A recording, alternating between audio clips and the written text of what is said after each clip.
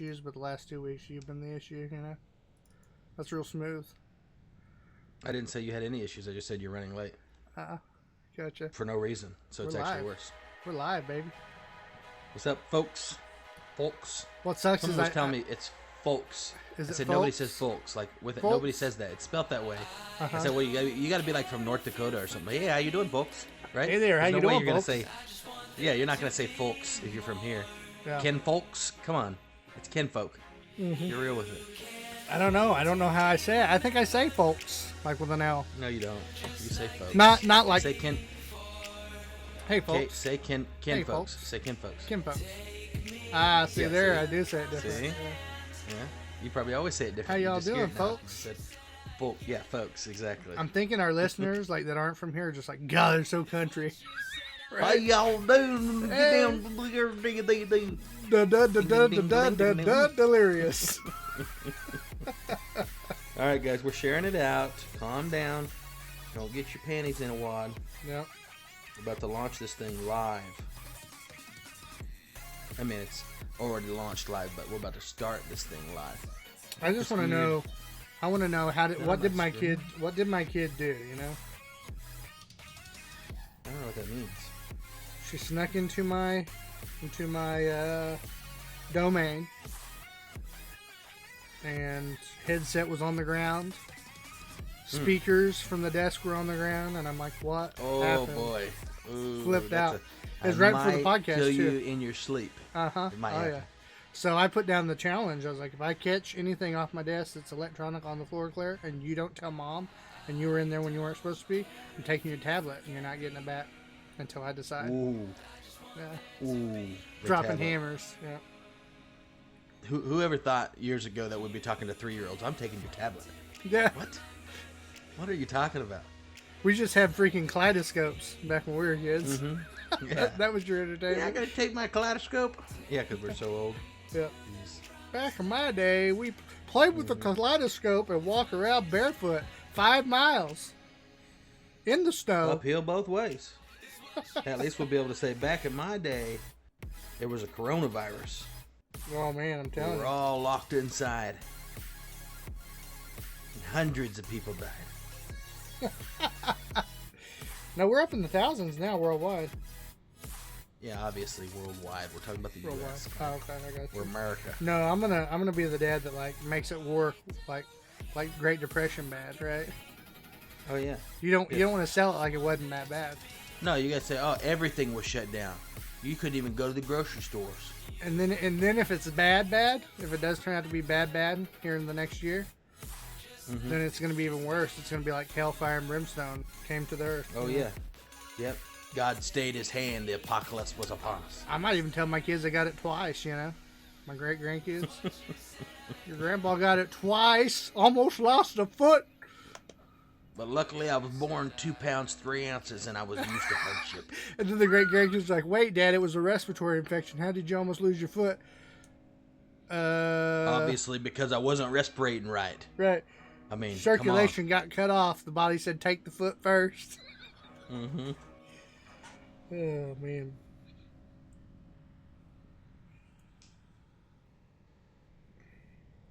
All right, we're getting serious. Sorry, you distracted me. Sorry. Everybody's like, we're here to listen to your show, not listen to your banter. Oh yeah. No, the banter is the show. Maybe you missed it.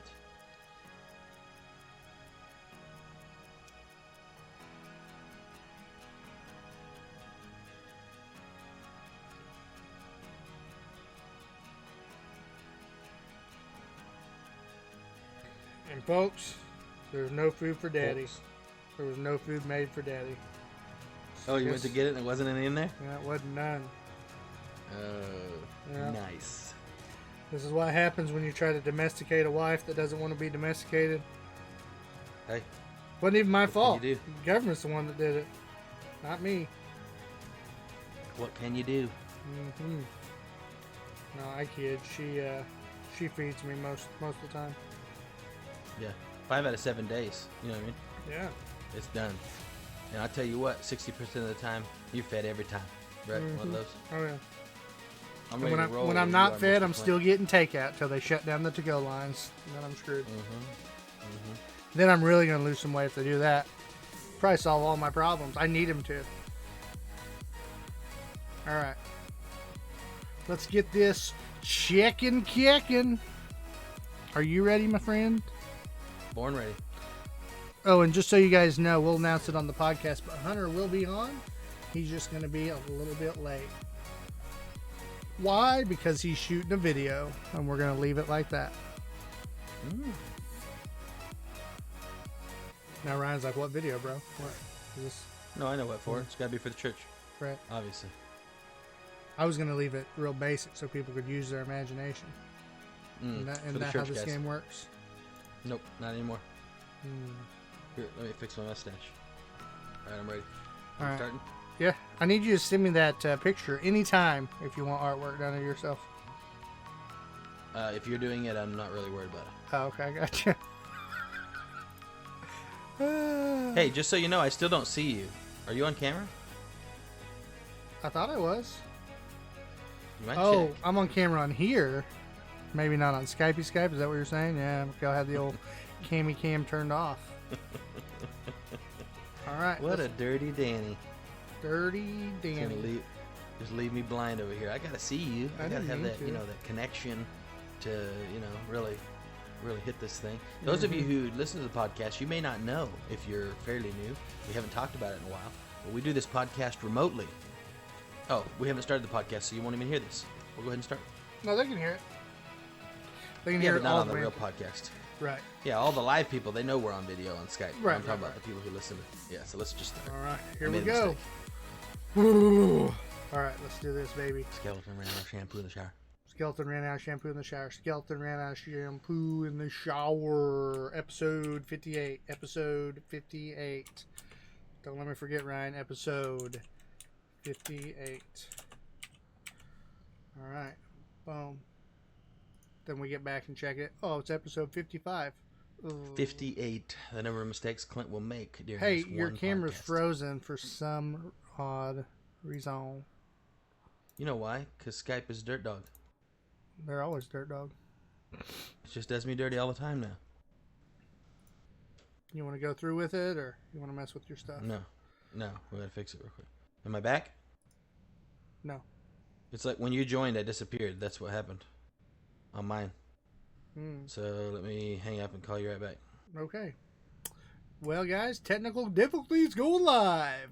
We'll start in just a sec. So I'm going to start the music back up so you have a little something. See, I'm here. Something. I'm here. Right now I'm here, Something, guys. Something. I see me, but for some reason when we connect, Oh, there he you are. is. There he is. There I is. Okay. Yeah. All right, let's just go with it. Let's swing it. See what happens here. All right. If it drops me, Clint's pretty enough. Aw. I kind of had to wait to see, was that a joke? Is there No, I lie once a year. Is there an angle to this story? But there wasn't. So we're good. You missed it. I just said I lie once a year, so that was the angle. It's right over your head. I was talking like normal. All right, let's start. Let's start this thing. Yeah, let's do it. We both look ugly. Thank you.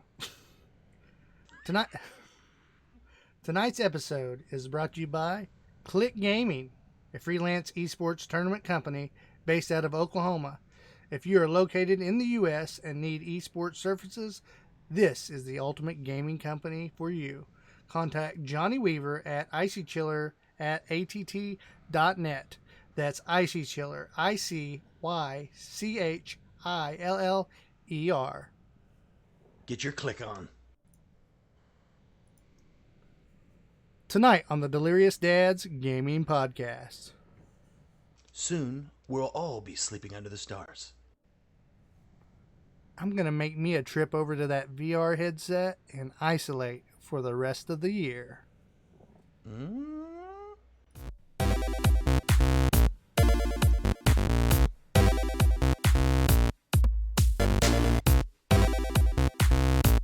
And now, the Delirious Dads Gaming Podcast.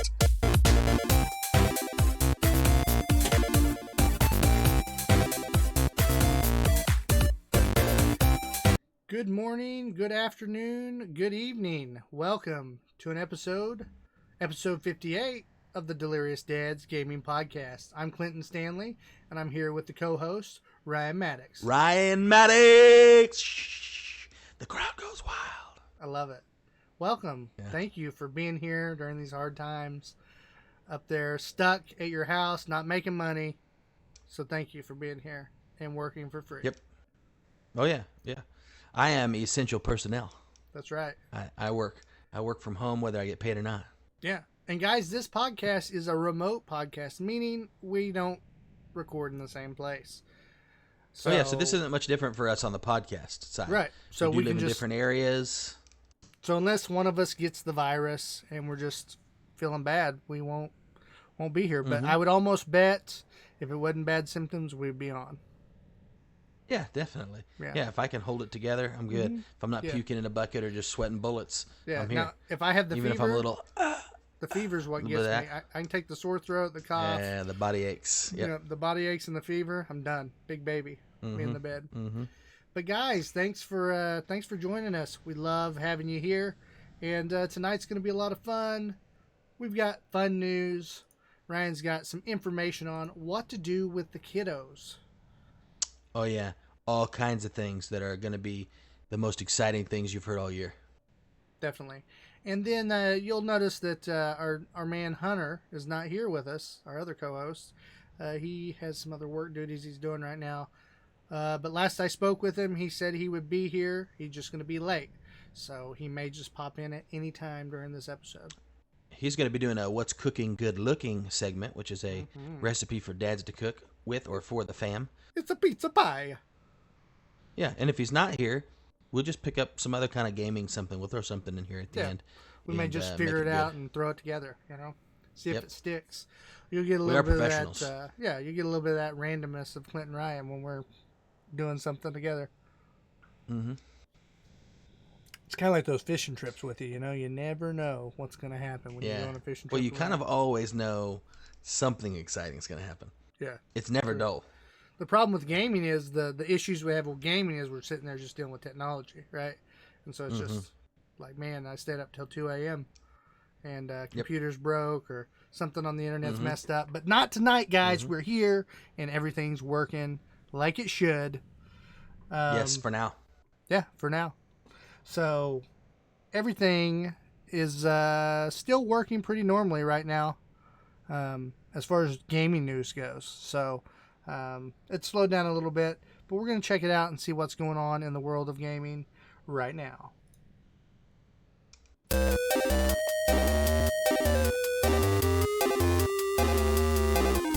Leaks for Geeks.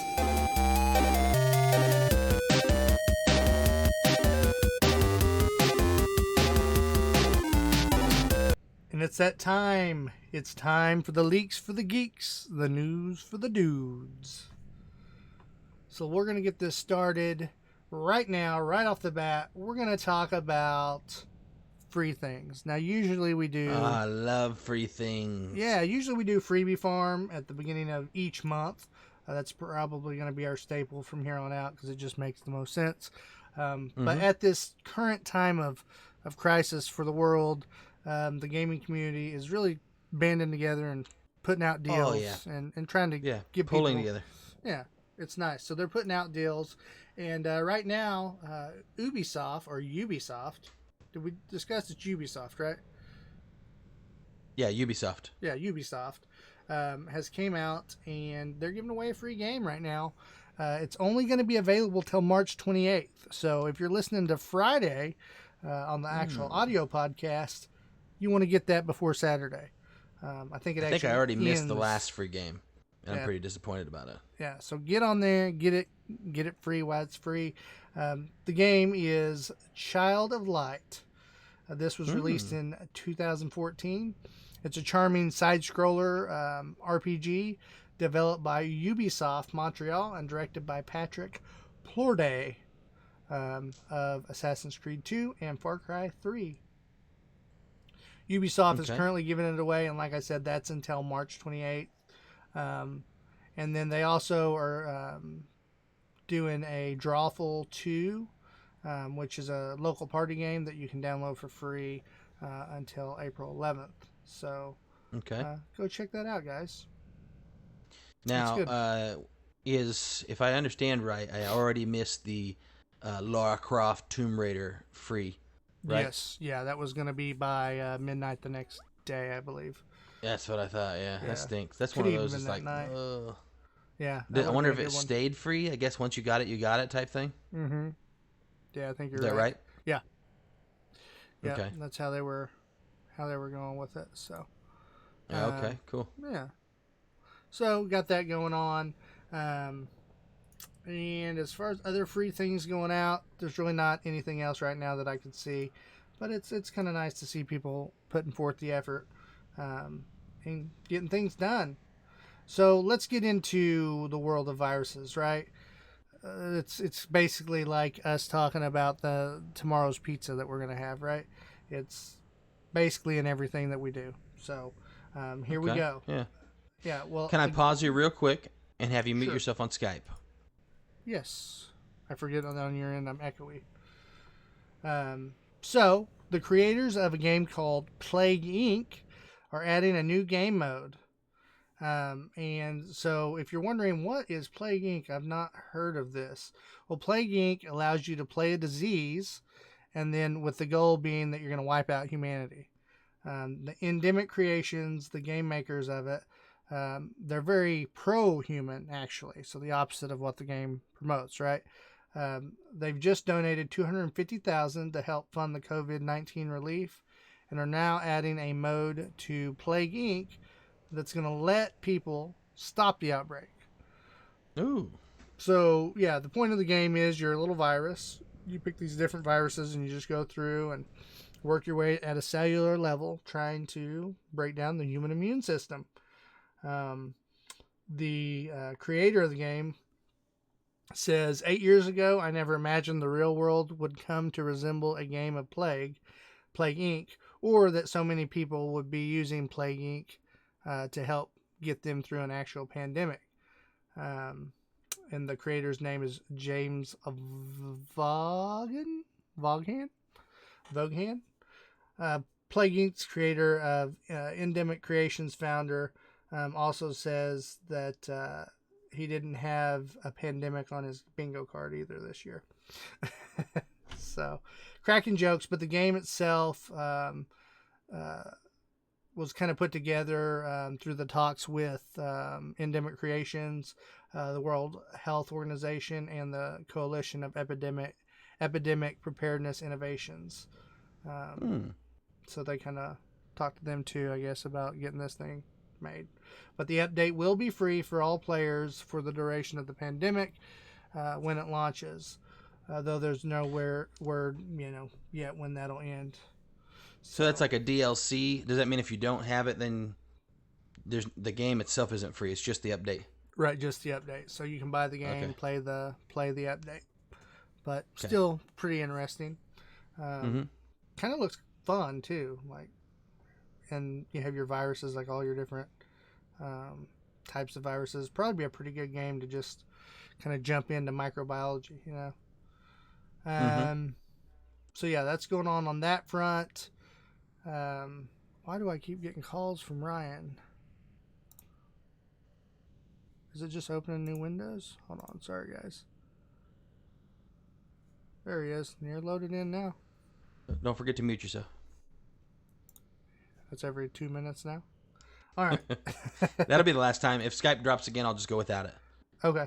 Just let it stay frozen. It'll still keep the image up on the screen for us. Okay. Yeah. And then let's pause for just a second so I'll know to come out and just edit that out. Okay. Sorry about that. You're good.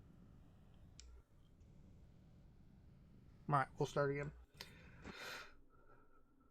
Now, we've talked about viruses. We've talked about free games.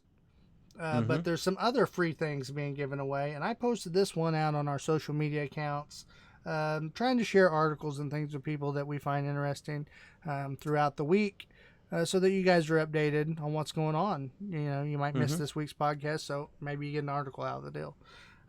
Right. But Nintendo, we all love Nintendo, or most people do. To me, I do, because it's the first thing I ever played, right? It introduced me to a whole world that I didn't know existed. So I was it's probably got the strongest nostalgia for me too. Yeah, Mr. Mario and the different iterations of that game that came out on Nintendo. Well, they're doing their part right now to help out the coronavirus. A lot of major companies around the world at the moment are doing their part, and Nintendo's no different. They, as of now, they took some N95 respirator masks and were actually able to donate it. And if you guys didn't know, Really? you haven't been reading the news, there's a big shortage right now in the N95 respirator masks. Healthcare workers are being asked to basically reuse them, and that's not the purpose of them. You really want to just use them once. But at this point, across the board, everybody's basically going down to using one per nurse or per physician per patient. And so because your regular little masks don't really do the job. Right. So so Nintendo stepped up and they donated to North Bend's production facility in North America. I mixed that up. Nintendo's North Bend production facility in North America is generously donating to North Bend, the town or the city. Sweet. And they're giving it to the East Side Fire and Rescue workers to distribute amongst whoever needs where the biggest need is at. Nintendo representative Jerry Danson said the masks were needed during the time of crisis. Danson stated that masks were originally purchased for emergency preparedness planning. However, amidst the COVID-19 crisis, knew there was a need elsewhere. East Side Fire and Rescue staff will distribute the masks throughout the region to address immediate needs, including the city of North Bend. The community served by the city of North Bend and East Side Fire Rescue deeply appreciate the generous donation from Nintendo. So. Nice. I just read an article today, I think it was maybe yesterday, talking about a Ford plant that is shutting down at least a portion of their plant. It might have been the whole plant. And producing, I think they're producing ventilators, not respirators. Yeah, ventilators. And just turning the plant into a ventilator plant. Yep. And I thought that was pretty interesting. My first thought was kind of, they just have all the gear they need to make those there. Like, Yeah. You think that's, a lot of that stuff is like, they got machines that are pre-made to make each little part and stuff like that. So maybe they're just going to use their employees to assemble or something like that. Right. I'm not Maybe really sure assemble exactly all what the they're going to be equipment, doing. and then a software company actually builds the computer part of it. I'm sure. Something like that. Of course, now they have computers in cars, so who knows what they can do. Right. You know. So yeah, and a little tidbit. I don't want to get too far off course because I know we're a gaming podcast. But if you're wondering why is the mask thing so serious, well, it's mainly because if your healthcare workers are not protected from the virus, and say that a lot of your nurses on one floor that's taking care of COVID patients get sick, now you're down. You're getting short staffed. So that's where it starts becoming a big issue too. With the mask. Right. Well, not only that, if one of them were to get it, who visited with somebody who had it, and they sent them over for the CDC testing, well, then they may go, 10, 14 days with no symptoms and be spreading it to every person they see who doesn't have it. Right? So, people are coming in to get tested. All around. Yeah. So, yeah, definitely help out where you can, guys. I'm not saying don't buy them, but definitely leave them for people that are going to need them. For their work or for medical. Don't hoard them, basically, is what I'm saying. So Nintendo's doing their part. That's a really good story. I was glad I found it today. Made me feel good. Resident Evil 3 is right around the corner. We did a little Resident Evil 2 stream last weekend. Had a lot of fun. It was successful. So probably do it again this weekend, won't we? Yeah. Don't you think? Yeah, I believe so. We finally found out a way, guys, to basically link up to my computer, and we can all play a single-player game together, trading off virtually. It's beautiful. Yeah, it's what we've always wanted, really. So if you have any couch co-op games out there that you guys want to play, you can play those couch co-op games on there and play 2 players at the same time, or you can play single players, and it's a little more complicated because that's not what it's made for, but it works. Yep. That's called Parsec. Yep. It's a free app, free software, and it's not perfect, but it is an awesome tool that's developing right now, and so pretty cool idea. And it is something we are using. We're not saying, of course, that we recommend it in the sense of safety, right? So do your research, make sure that you trust it before you put it on your computer, as with most things on your computer. But so far, and we're only sharing with each other. Yeah, know who we know you're each sharing other really well. Because you do give access to your computer. It's basically just like any other PC sharing program, except for it's designed for gamers. Yep. So just know who you're sharing to for sure. So Resident Evil 3, we're trying to beat Resident Evil 2 so that we can get to Resident Evil 3 when it comes out. There's already been some spoilers coming out. We're going to talk a little bit about it here, but we're not going to go into detail. But this is from Games Radar. This is what they're saying. Resident Evil 3 spoilers have started appearing online a little over a week before the game is set to hit stores, and they include gameplay details as well as story teasers. If you want to play the game with as little foreknowledge as possible, you have officially been warned.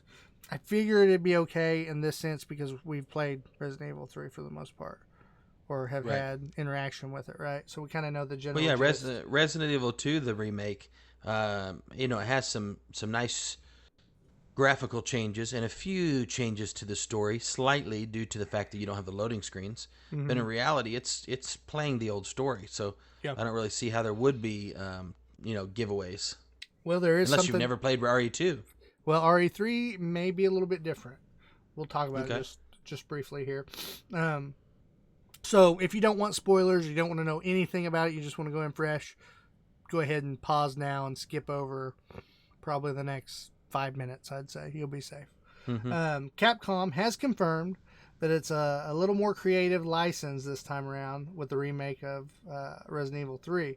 With Resident Evil 2, they kind of stuck to the story. Now, the leaks that have been posted out aren't verified, if you will. Okay. But it is from a source that's been right in the past. Yep. Spoilers point out some of the story details by way of which areas appear to be included in the game, but they also reveal some of the mechanics behind the game. Most notably, it looks like there will be 4 difficulty modes at launch that range from assist mode, which gives you partially regenerating health and a complementary assault rifle, to super hard mode. Never use it. Never use super hard mode? No. You should never use the other one. Oh, yeah, it kind of kills the vibe, right? Takes away the whole game. They also have super hard mode, which makes enemies extra aggressive and changes their locations. Ooh. Yeah. Kind of sounds like you could play through it and then play through it again in super hard mode and have a different game. Yep. A little bit. Yep. I like that. And that sounds like that's going to be a random generated thing, is what it sounds like. We'll see. The leaks also provide some detail about New Game Plus mode. The mode will allegedly be unlocked once you beat the game on any difficulty and will make changes to certain parts of the campaign as well as the ending. It sounds like it will take the place of Leon and Claire B campaigns that show what the other character was up to in Resident Evil 2. Okay. Yeah. So, interesting stuff. That's about all they got, but like I said, we're not going to go into great detail about the actual spoilers. Yeah, that's not any too big of giveaways. Yeah, that's good. Yep. I like that. I'm excited for it. I definitely vetted it before because I didn't want to ruin it for you and Hunter or myself. I was like, I don't want to go too deep. If they treat this game the way they treated number 2, it's going to be a great game. They just did a great job on number 2. It's one of those that you're kind of nervous, like, oh, are they just going to ruin one of my favorite nostalgic games that have ever existed? Right. And then it came out, and it's just like they delivered, And exactly. So I think they're going to do the same on this. I think they've got a new hype in the Resident Evil arena. And really, that started with Resident Evil 7. They kind of brought back that deep, eerie and scariness, and that they kind of brought back to their roots a little bit. And then once they had people hooked again, they said we're coming out with RE2. I think it was perfect timing. Yeah, it was a great crescendo they did there. It was really cool. Yeah, and number 7, like I said, up to date's probably the scariest because I played it in VR. So it just freaked me out the whole game, Oh, it's horrible, yeah. Yeah, very, very scary. But we're going to shift from Resident Evil to Minecraft. Talk about a world of difference, right?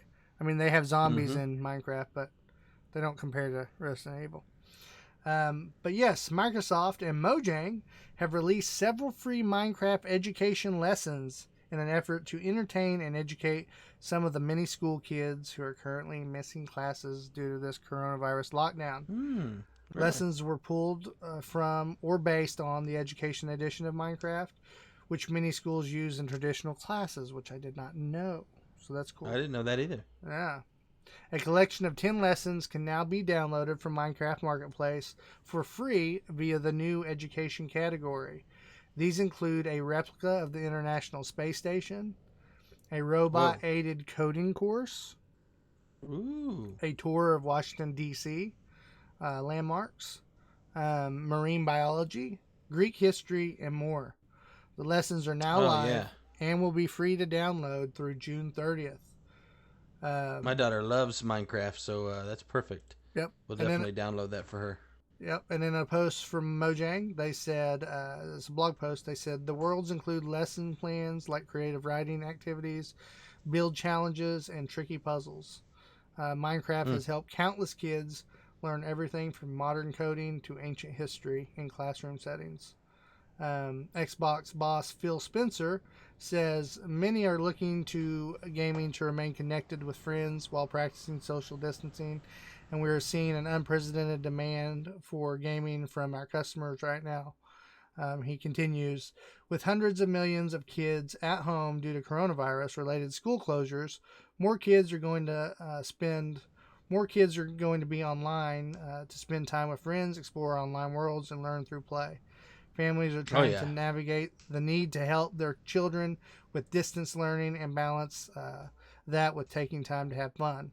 While kids may be home from school. If you look here locally, in a lot of states too, but I mean, we're in the center of the country. If you're one of our local listeners, they just pushed through today. Tulsa Public Schools, which is here in Oklahoma, they're done for the year. They're not going back. Mm-hmm. Yeah. I thought that was statewide now that they're doing that. It might be. I'm not sure. Yeah, I think it was statewide. I'm not 100% sure. Yeah, my wife, they're talking about distance learning. Probably going to get an answer about that tomorrow. But yeah, he also says while kids may be home from school, family settings can help balance gaming with offline schoolwork and other responsibilities. So I think it's great. I didn't know this existed. I'm super pumped about it. I mean, it really helps. It really helps me and Ryan because our kids. I mean, my kid's 3.5, about to be 4, I guess, in July, and Ryan's daughter is 6, right? Mm-hmm. So 6. We're at the point now. Like she's at the point where this is perfect. That's going to be a great activity for her to do. And you don't have to worry about is she gaming too much because she's learning. You know, it's teaching her things. Right. So that's awesome. Really excited to announce that here on the podcast. Now we're going to shift gears and go on over to the PlayStation 5. We've talked about rumors. We've talked about what do we, what's there to expect. Well, after an official news drop from Sony, we now know a little bit more about this. I'm getting my information on this from Games Radar. They say the biggest news takeaways from the PS5 event that took place was Sony says that PS5 SSD is key to the next-gen hardware. PS5 game updates will be more streamlined, so say goodbye to copying delays. PS5 load times eliminated to give the game designer freedom to make whatever they want. You can now play PS4 games on PS5 with an external hard drive. PS5 game betas coming before the end of the year. And it will not go back to PS3. Just in case some of you guys had that pop into your head right then. From everything I've seen, it's just going to go back to PS4, but your PS3 stuff is gone once you move on to PS5. Yeah, and that probably has to do with the engine upgrades and things like that. It's just probably too hard to make it compatible. Yeah, you can't make it compatible forever. Yeah. And we have emulators now, so if you get a powerful enough computer, you can make it work through that. Definitely. And plus the retro stuff's coming back like crazy anyway. You have your Nintendo and your PlayStation minis that you can buy. Or if you wait a little bit, you'll probably be able to get them used later on when people get tired of them. Right. So they also say all that they know right now, Sony's next-gen console is arriving in holiday of 2020. And this was confirmed from PlayStation 5. With every new console, the processor and graphics get better, which is, of course, compelling, but we need to have unique elements too, explained Ryan in an interview with Business Insider. This is going to be Jim Ryan, PlayStation CEO, not Ryan, who's sitting across from me here on the screen. Right. It wasn't me. Yep. Apparently, many of these bigger differences between PS5 and PS4 haven't been announced yet. But in a recent Wired article, PS5 architect Mark Kearney gave us a bumper of info about upcoming PS5 specs, alongside hints what we can expect from the PS5 price. This is what they say here. The TL DR version is that it'll be backwards compatible, like we said. It'll have a disk drive. It's been in development for the past 4 years. A number of studios are already working on PS5 games. It'll boost 8K graphics in support for ray tracing, and under the hood will be a custom-made AMD CPU and GPU. That's all they could get out of them. Okay, so it's not going to be natively 8K, but it'll be up converting to 8K. Probably upping it from 4K to 8K, right? Right. Now, in all reality, I don't think that's a big deal. We don't really have anybody who has 8K yet. There's no 8K 4K content. is not even hardly. It's, Yeah, 4K's at like 50% at the max, right?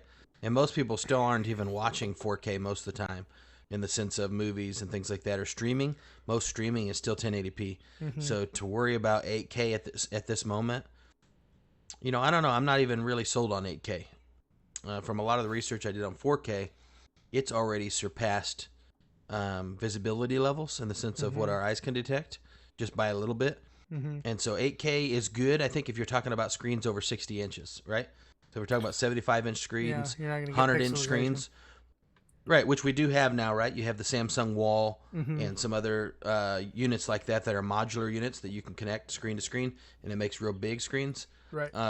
But I can't see somebody having a 55-inch TV in their living room and needing 8K. I think it's nobody's worried about that just yet. So yeah, if you're getting perfect. 8K at this point, you've got, you're living good.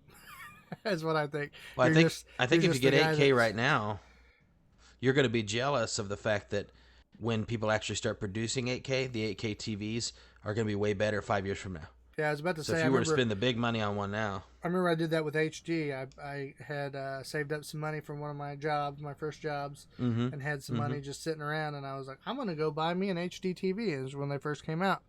And then about a year and a half later, you had bought one, and yours was way better than mine. Way better. And cheaper. Right. Or at least the same price, bigger. And they had already moved, technology had already moved that quick on that deal. Right. Yep. Now, the prediction right now from Games Radar is that they're thinking it's going to be around $500 out of the gate. A new report emerged from that Sony was struggling to keep the PS5 retail price low.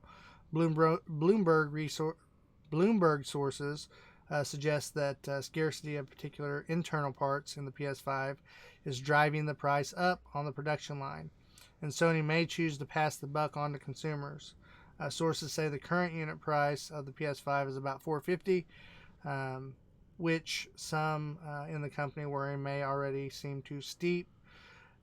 They also point out, and I forget where I read it in the article, but they said that some of the product is kind of hard for them to get, like the actual internals. Yeah. Which I actually think that's directly connected to the virus right now.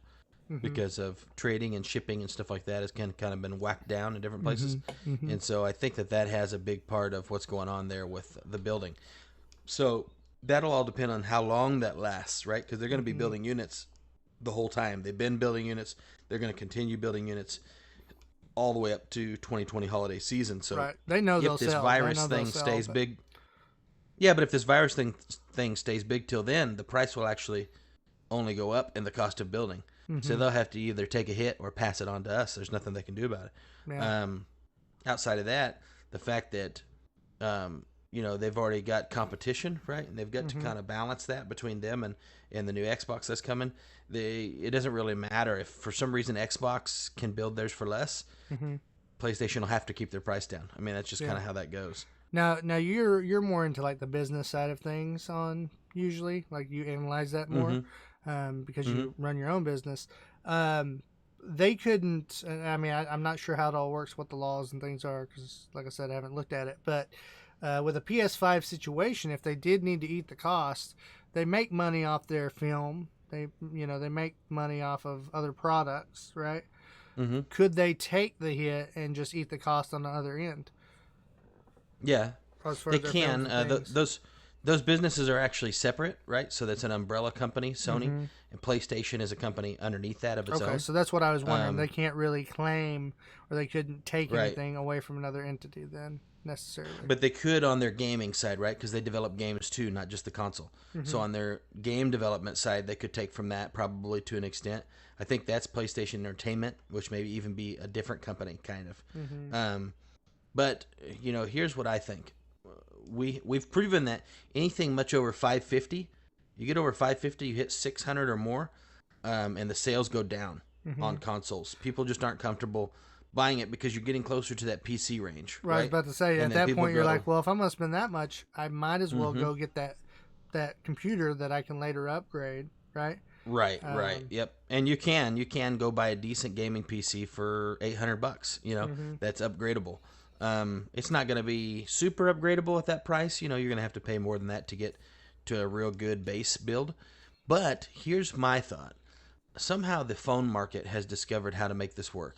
And how they did that is to contract with the carriers, right? So in that sense, the carrier is footing the bill. And so there's a middleman, right? And so we actually do we don't think of it as financing, but it is financing. It's just at 0%, right? And we pay increments, right, throughout 2 years until our phone's paid off. Right. I think that's the direction consoles should go. If consoles really want to sell well and sell more and sell for a higher price, I think you could take the same PlayStation, right, that's going to be sold for $500, and you could sell it for $800, and you're going to sell another 50% more units because you sold it for $800 and you allowed people to pay for that over the next 2 years, just like the phone bill. Right. So people are paying $35 a month, right? $40 a month, and they're paying out, and then they're going to have it for 5 years, right? I mean, the consoles last a while now, just like the last PlayStation did. Well, I was going to say, so if they do that, they're going to have to step it up. In my opinion, they're going to have to step it up on other ends, though. So it's going to need to be able to run basically all the apps that you can get on a phone or on at least on your computer, right? Browsing, as far as browsing goes, it's going to have to be as adaptable as a computer, I would think. If you're going to start, if you really want to get it to a point where it feels like, I need in reality, this, right? Because with a phone at this point, everybody's acceptable to that system too, because it's like, well, I need my phone. I do my work on my phone. I talk to my family. Yeah, but you don't need the upgrade. You don't need the upgrade, and everybody still upgrades every 2 years. Right. They'll have a phone. But I'm saying people talk themselves into that. Does that make sense? Yeah. So they think they need it. It's not, it is a product they need. Sorry. Just maybe not necessarily. It's a product that they need, but maybe not necessarily an upgrade they need. Right. But they've already sold themselves. I was about to say that, but the thing is, they've been tricked into believing they need it, right? So whether they need it or not doesn't really matter. So in this case, I think consoles, people still look at it as, well, I don't need that, right? So how do they translate that into a need? Then you're to an extent. That. I think plenty of people bury themselves. They can't afford the console at all. And when a new one comes out, they have to buy it. Their kids have to have it at Christmas, and they have to buy that new console. And no matter what, and they'll end up pawning it 3 months from then because they couldn't really afford it, and now they need it to help pay their bills. That's something that happens with consoles all the time. So I don't think it's at the need and versatility of a phone, but I think it's not that far. Does that make sense? And so I think the ability to go, hey, I could go walk in here and walk out for $50 and have a PlayStation 5, I think you'd just sell the crap out of that. I think people would be in there like crazy getting it. Now, the problem is, I feel like if they up the price, if you get up into like that 800 mark, though, that's where I'm saying, like, if you try to upsell it, so to speak, then that's where you're going to run into issues. If you can't convince people that it's worth needing. Does that make sense? That's all I'm saying. If they go for the let's boost the price and sell more, I think you're going to have to do more, if that makes sense. So maybe they hit somewhere in the middle. Maybe they hit somewhere like $650, right? And at $650 they hit, and then all of a sudden we're able to also do this financing, right? Mm-hmm. And I think you're at the point where, man, what are we talking about? Between $650 and you're talking $500 to $650 on a payment, you're talking about nothing. That's $2 a month, right? Right. Nobody's going to shake a stick at that. Nobody cares about something like that. So you're gonna make an extra. I guarantee they're going to sell 50% more, and they're still going to sell a lot to people that don't want to finance it. They don't want to get into that. Right. They just want to own it. Of course, now you're on the hook for what if people don't pay, right? And you've got all that extended out there, but it's worked for the phone companies, But and I guess you're right because it's a need. Yeah, you're going to have to figure out a way to maybe work with the phone companies. I don't know how that would work, or you would have to. Okay, now I got it though. Because the thing with Best Buy, you're going to have to either do it through Best Buy or GameSpot, and no one's going to be like, well, I want to go in and, you know what I mean? Like, it's going to be a harder sell. Right. Now, here's how you do it, okay? Because in my mind, I'm saying, well, why do the phone people pay, right? Why do they? And Hunter, we always pay. We never. Welcome to the What's up, guys? Yeah, Hunter's in here. Yeah. Why do we pay? And they don't really have very many people default on phones, right? Mm-hmm. And that's why they do it. And I realize you're right. It's not just a need. You need your phone, but the fact is, the phone, if you don't pay, they turn it off. Yes. Right? And you cannot assign it to another service and make it work. Right. If you haven't finished paying off the phone. So if they made the PlayStation that way to where, yeah, you could choose not to pay, right? Mm-hmm. But if you choose not to pay, it doesn't work. We brick the PlayStation. There's no unlocking it. There's no getting it to work until you pay, or you can turn it in, or you're getting it turned into your credit. Mm-hmm. I think there's a way to do that, and I think it would work well for those console companies. Well, then you have the issue of people being like, well, after I pay, I don't want them to be able to just shut it off, right? So Yeah. I don't know how you go about that. But that's the part. same thing with phones. Phones work the same way. They get unlocked at a certain point, and they can never be turned back off. Yeah. I guess that's true. I don't know. It's an idea. It's an idea. Yeah. It's an idea. It's an idea. Definitely an idea.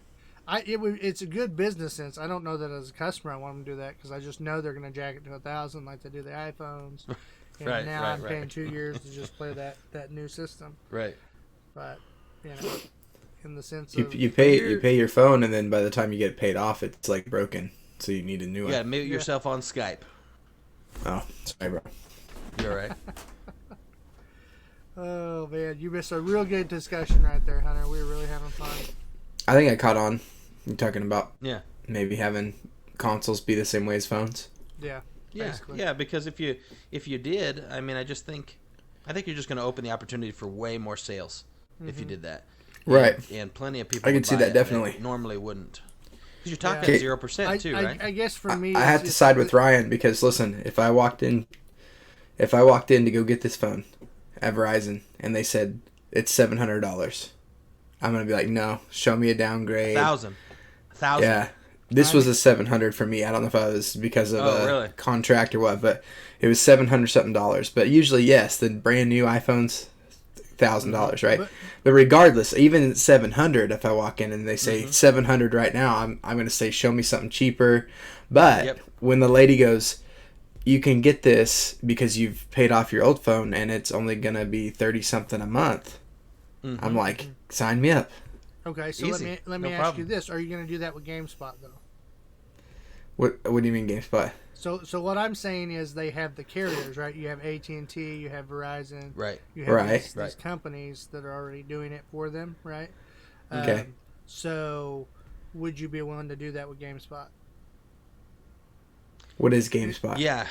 He's saying it's a carrier instead of PlayStation. I guess I mean carrying GameStop. The I'm loan. saying GameSpot, but I mean GameStop. Oh, Store. GameStop. Yeah, so instead of PlayStation Yes. carrying the loan, GameStop would carry the loan. You'd walk in and go, "Hey, I want that for $35 a month." Okay, let me rephrase that. Would your wife be cool with you doing that? Would she? I think she would be more cool with me paying a monthly payment than dropping $700 in one sitting. Maybe you might have a point. See, me and you, Clint, we're a little bit different because we're real big on the no debt, right? We try not to I like guess even that's true. like I guess that's I've true. I got hate my that phone too, paid though. off and- I don't Yeah, like owing and I know people that. money, but there's in just general, things in the general life. public. That's Right. true. There's On a just credit some system, things in I life. guess you're right. Like you said, the parents that are like, well, got to get it for my kid for I mean, Christmas, or they're gonna have a bad Christmas. Even me, I Right. cannot afford a new Xbox One or PlayStation 4, right? In the past. Can't afford it. Just hasn't happened for me over the years. Just money's been too tight. But you might have talked me into getting one on a $25, $35 a month plan. I might have done it. You know what I'm saying? And then once I did it, I just got to make it happen. I don't want my credit to get ruined. You know what I mean? And so I think I don't know. Are you listening, PlayStation? Kick us a little bit change, if you adapt this. Now they might not be going that route because they like this whole update system, right? Where they sell you the base price, this $500 one, right? And then in a year and a half from now, hey, here comes the new upgraded version. And then all your guys that can't stand that kind of stuff are going to be like, well, selling this, to somebody else and going to buy me a new one, and then their sales boost up again. And then it's perfect. They'll make a slim version for the cheapies, the people who want to be cheaper. It's just like a car. They do it just like the phone. If that original version is still in good condition and everything, you trade it in for this whatever value, right, at a certain point. After a year, your loan is for 2 years, but after a year, you can trade it in, and you can get the new upgraded version and start your finance. You're probably going to get like a crap trade-in, but that's part of it. Yeah. It's just the way it is. So maybe with the next generation, they'll do that. Now, where I would lose the interest is if they add interest to the loan. I don't think... It's over if they add interest. Right. No, nobody's doing that. We might as well go get a Walmart card or something. Yeah, that already exists. At that point, you can just go to the Best Buy on your Best Buy card in 6 months. Right. You just use your credit card at that point. Yeah. Yep. So, yeah, maybe they're having... But it's definitely got to be a contract thing, right? They got to be able to get contracted and then get enough money for being contracted with those people to then make it worth it. Oh, see, you're right. See, and I'm not thinking about that. Okay, we need to veer off of this. But people are probably enjoying it. People are probably thinking about this as we're talking right now, thinking, you know what?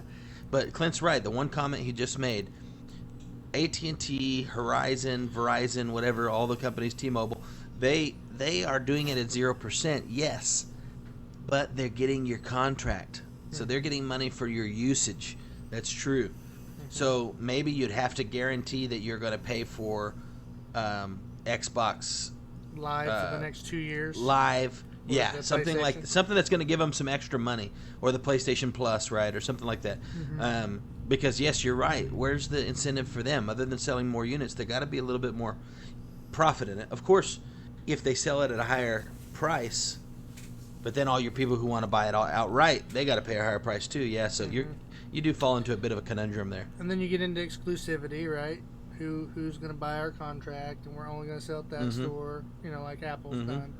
And maybe as an international business strategy, that wouldn't work quite as well. I don't know. Right. So, yeah. Moving on. A lot of different. Yeah, I could talk about that for a while. Yeah, a lot of different viewpoints on it.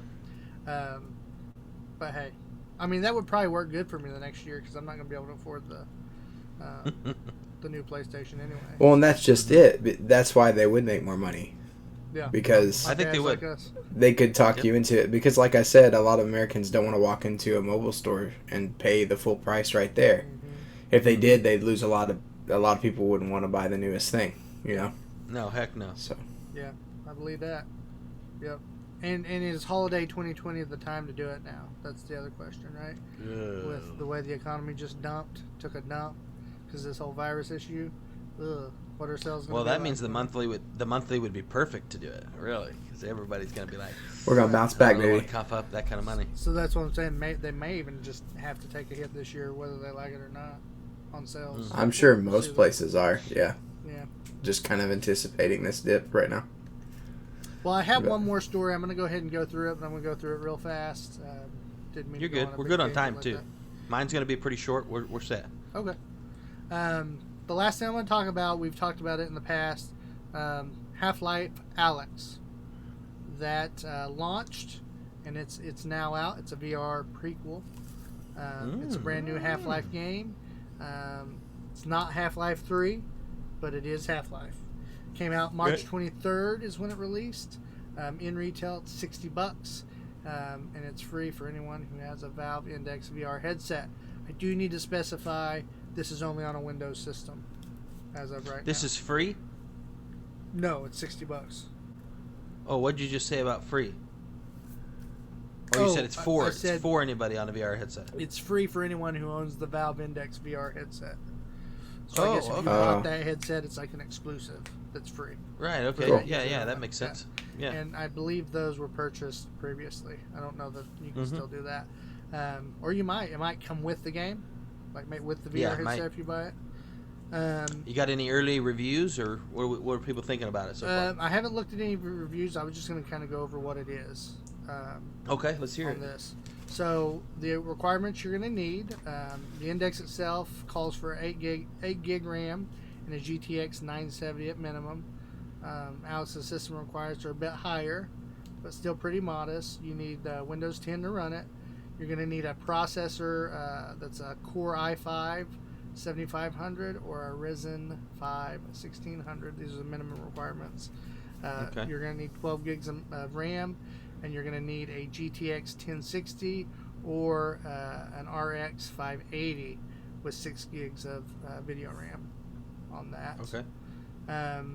And they say the game itself, you use gravity gloves. So that's what you're going to be using. They use a similar fashion with the gravity gun to pull things, because that's what you're going to do in Half-Life. You're going to be able to throw objects around. There's a lot more you can do with them in VR, so they're kind of setting it up with those that system with the gloves. In the Reddit AMA from January, Valve confirms that all the guns in Half-Life Alyx only require one hand, though you can grip the end with a second hand to steady your aim. So you want to be able to keep it free if you're shooting with a certain gun. Right. It's kind of cool. It's kind of a thing you can't really do with a controller, right? Any other game, yeah. Half-Life Alyx will feature all the hallmarks of the classic Half-Life game, including world exploration, puzzle solving, visceral combat, and an intricately woven story that connects it all with characters iconic to the Half-Life universe. Initially, some speculated that Half-Life Alyx might be a short demo, but they're saying no. This game is a pretty full-fledged game. Right now, you're looking at about 20 hours of gameplay if you get it, which isn't horrible. It's pretty good, especially for a VR game. Yeah, that's real good. Yeah. Half-Life Alyx is undoubtedly optimized with Valve Index and its knuckle controllers, but Valve isn't limiting the hardware that you can play. It'll be compatible with HTC Vive, Windows Mixed Reality and Oculus Rift, and Oculus Quest if you have a PC Link available. PC Link cable, I should say. It'll also support room scale, standing or sitting play, and includes 3 movement options: teleportation, shift, which means you smoothly zoom between points, and then regularly analog stick walking around. So yep, and that's to combat some of the sickness that comes with it. If that makes sense. Right. Yep. On Steam, you asked about reviews. On Steam, it's got a 5-star. Like, it's filled up. Oh, really? Yeah. So let's look at the reviews since you asked. Yeah, I think it's a good idea to let them know. People are thinking about buying it. Right now, they're saying overwhelmingly positive. This guy says, "F you, Jeff." Nice. After completing the game, I confirm that it was indeed worth the wait. By far, the best VR game out there. 10 out of 10. I have a GTX 1080, and I can play on max settings with 50 frame rates per second. This guy says, "Dang, that sucks." Because I'm sitting here thinking, all of a sudden in my head, "Sweet, let's just get it. We'll play it at your house," and then I realize it's PC only. And it's VR, yeah. Yeah, that's why I thought your house, because of your PlayStation VR. Oh yeah, I get what you're saying. Yeah. There might be an app out there that can switch the old PlayStation VR headset to a, but I don't know how it would do the controllers though. You'd be kind of screwed on that. Right. This guy says, absolutely stunning VR game. The gameplay aspect of this is one of the that have been revived to near perfection. I enjoyed walking around the world, picking things up casually with gravity gloves. It really becomes like second nature after the first few times you use it. Simply amazing.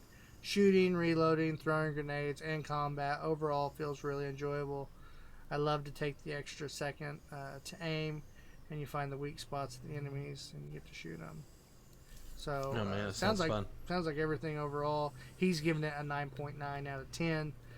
He said, nice. Love crushing those cans with my index fingers. or index controllers, because that's got the whole grip thing to it, the fingers. So that's like a whole nother element to your. That's cool. To your gameplay. I'm really jealous, but yeah, that's all right. It's okay. I have one of my favorite YouTubers has that series he started. He's like 3 videos in, so I'm excited to start watching that. Yeah. The graphics look really good. I mean, that looks really nice. So that's all I have on news. That was a lot of fun. Hope we didn't rant too much, guys. But hey, it was a good little gaming sesh. No, I think we're good. I think people are thinking about the same kind of stuff as us in the sense of, PlayStation and Xbox, and we love these new consoles, but geez, the way it's set up right now, it's just not what's normal for us on spending big items like that, right? Mm-hmm. Like you don't go buy a computer and then upgrade a year later, and then 2 years later upgrade again, and really what they did is moved away from we're going to make a new PlayStation and then still made new PlayStations, right? Right. And so it's kind of this weird, and Xbox does the same thing. And so I don't know. I think a new way of selling it would be a great idea. And so hopefully you guys enjoyed that little rant we went on. Oh yeah. And then in the next generation, who knows with cloud gaming, and if internet can ever catch up to the speeds of what you really need to do cloud gaming, who knows what the future holds. But well, everybody's bragging about 5G. It's one of those things that could be so big that it's causing the coronavirus, according to some. And it could be oh yeah, and it could be so big that it is what do you call it? Going to replace wired internet. Some people really believe we're on the verge of no more wired internet, and everybody will have super high-speed internet coming with the future of 5G, and that whoever controls the 5G market will be really at the top of the world. It's that big of a technology shift. Yep. Yeah, well, we'll see, I guess. We'll see. Proof is in the pudding. I also heard a lot of things about this, what is it, Google Fiber or whatever it's called? Mm-hmm. But it's taking definitely. It's just going to take them a long time to install it. It's like, well, yeah, it's a great I've idea, also heard the hype about Stadia and the hype about lots of hype. Crackdown 3. You gotta bring up Crackdown 3 now we're getting every personal. time you get a chance. I still want to play Crackdown 3, just so you know. Well, we should buy it and then do the video where we all 3 take turns playing it and just rag on it. Hey, the good thing is, I don't know, is it local co-op? We could probably put in and just buy it and then play it on Parsec, Mm-hmm. Yeah. Just a little team. Because I don't think we all want to buy a turd, right? No. What do you call it? It's not local co-op. None of the Crackdowns are. They're only via online or system link. Okay. Yep. Well, that's too bad. We could play the story mode like we did Rez. Mm-hmm. Yeah. Mm-hmm. Oh, okay. But well, next we have for you guys a juicy set of activities. Roll that bean footage. I thought it was beautiful bean footage. No, I just said bean footage. Okay. The dog Did I got say fired. juicy? I didn't want to say juicy set. Epic Dads. It felt like too much. Epic results.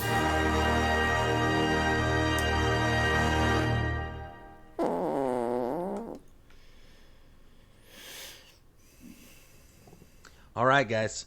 I know I'm not on camera right now, but I just had one of the biggest back-cracking sneezes I've had. And I may have another one coming, so I might mute out on you here in just a second. Sorry.